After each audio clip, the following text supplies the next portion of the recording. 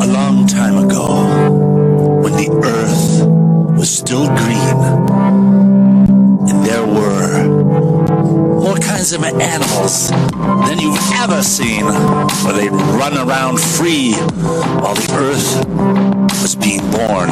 But the loveliest of all was... what?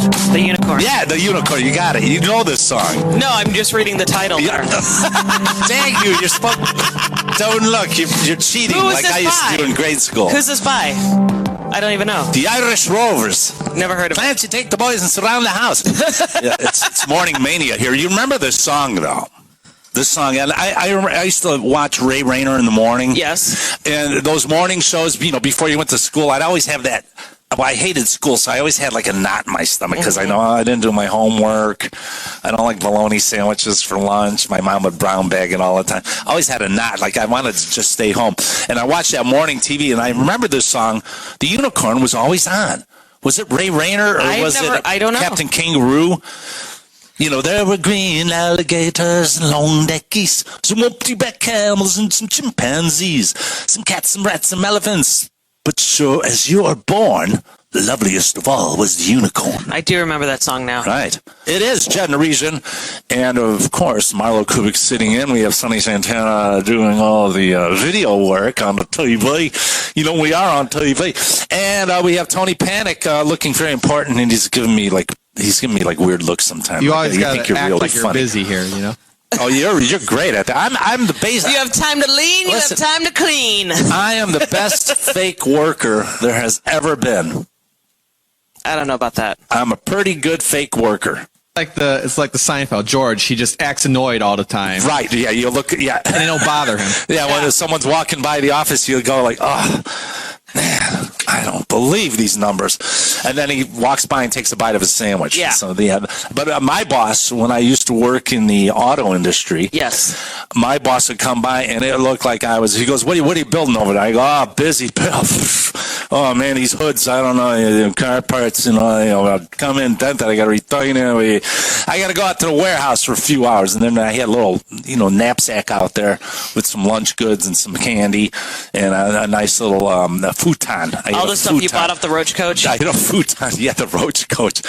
God, I haven't seen a Roach Coach truck in a while. I know. No, they call them food trucks now. Now, yes. Yeah, back in the day, they were Roach Coach. Yeah. They weren't actually cooking on those. The food trucks actually cook on them.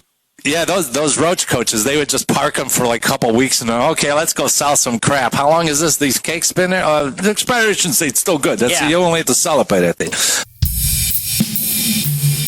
You don't see the guys with the sandwich boards anymore out on the street.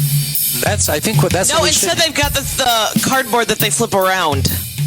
Flip around. When there's a sale, they have those signs they hold up. The sandwich boards. No one does the sandwich boards anymore. We're going to utilize the staff here, especially the Echo Boomers and the is it Gen Zs? Are we on Gen Zs or these X? No, you're X. These are Gen Zs and Echo Boomers, and we're going to put sandwich boards. I don't know what I am anymore at this point. I'm just Sonny Santana. I'm 20 years old. I can't even tell what generation it is. You're 20 years old? 20 years old. Yes. 21 in a couple months. Oh. Wow.